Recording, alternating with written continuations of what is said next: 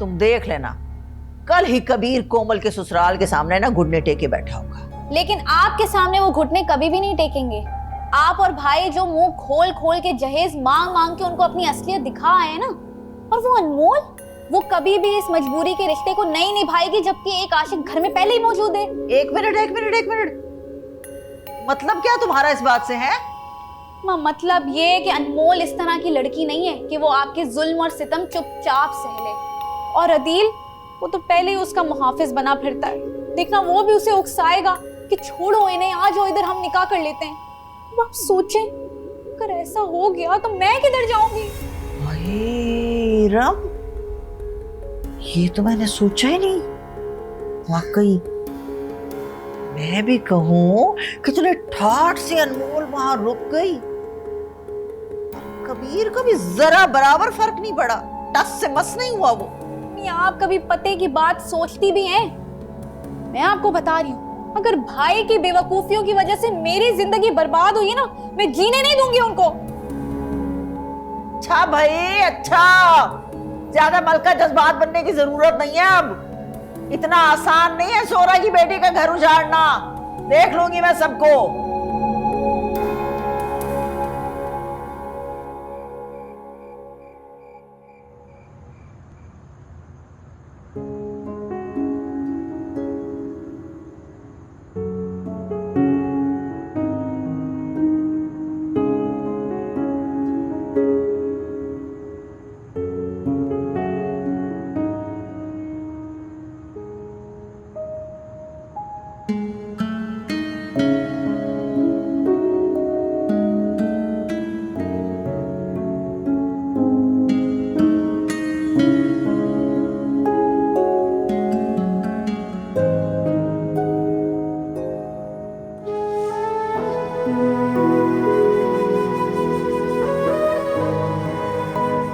तुम तो बहुत बहादुर हो।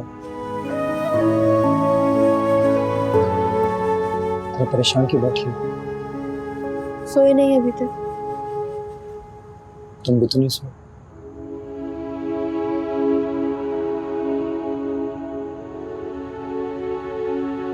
किसने कहा था कि गाड़ी तुम इस तरह अकेले ले जाओ? कुछ हो जाता तो? क्या हो जाता?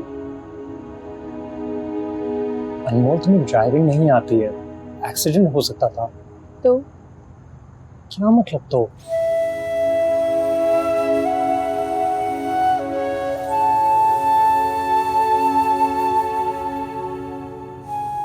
मेरे साथ आज जो कुछ भी हो रहा है उसके जिम्मेदार सिर्फ और सिर्फ तुम हो। तुम्हारी बुज़दिली है। इसलिए बेहतर ये है कि ये फिक्र करने का जो दिखावा है ना, ये मेरे सामने मत करो। मैं जहां हूं, जैसे हूं, मुझे वैसे छोड़। नहीं छोड़ सकता मैं तुम्हें, नहीं छोड़ सकता। काश मैंने उस दिन वो सब कुछ नहीं कहा होता। इन बातों का अब कोई फायदा नहीं है।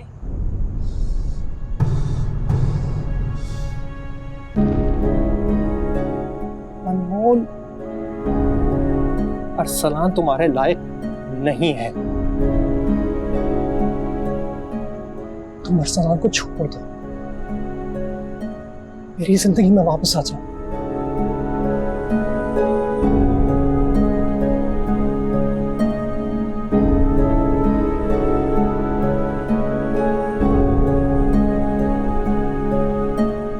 कितना आसान है ना तुम्हारे लिए।